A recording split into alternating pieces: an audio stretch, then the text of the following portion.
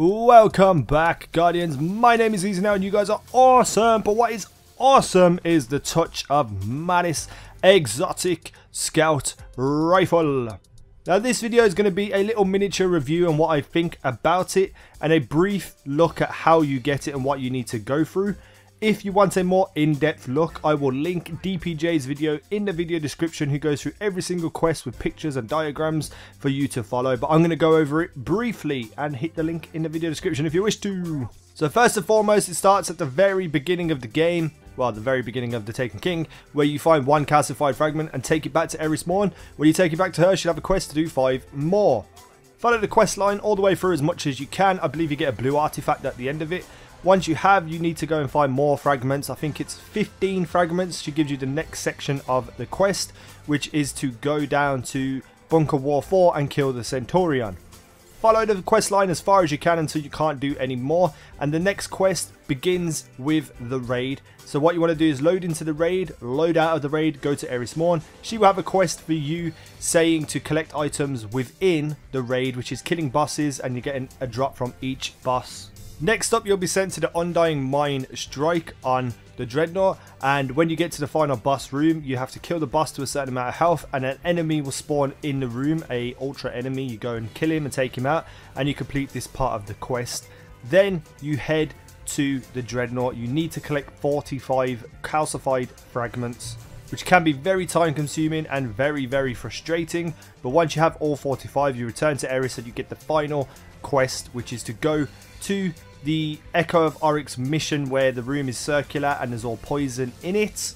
And when you are there, you need to take the Echo of Oryx down to a certain amount of health, and a wizard will spawn in the room, a yellow wizard, which is really difficult. In fact, the entire mission is very difficult. Even though your light level might be higher, I was 303 and still kept dying.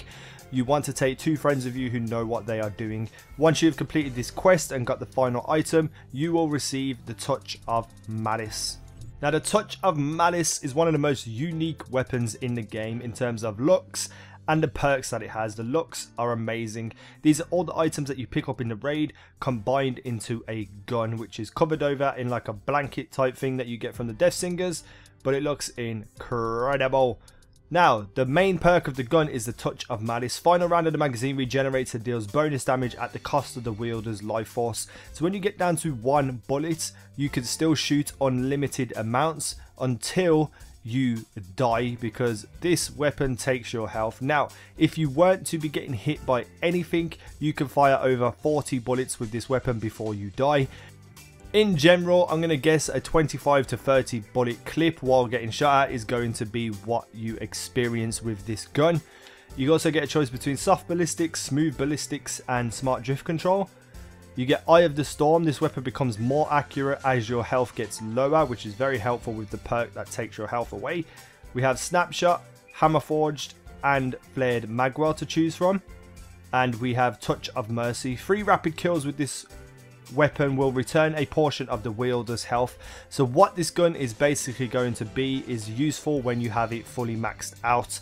If there are enough enemies around, you could probably shoot this weapon unlimited amounts until all the enemies are gone. But the more enemies you kill in rapid succession, the more of your health will regenerate, and then that 1 bullet which is taking your health will probably not take as much health as you would be gaining, meaning you can get bonus damage with that last bullet and do some serious damage. The only other place I can see this being useful at the moment, where I've got it upgraded to because I need to get some Hadean Flakes, I believe it's going to be very useful in the Oryx fight for the person who needs to clear up ads. If you're standing in the aura of invincibility and you can shoot ads with this weapon, doing bonus damage to them, and you will not die because you are in the invincibility, that's where I think this is going to be useful. But this weapon looks insane. It looks so unique to everything else. It's got unique perks. My thoughts on it, I don't really like it.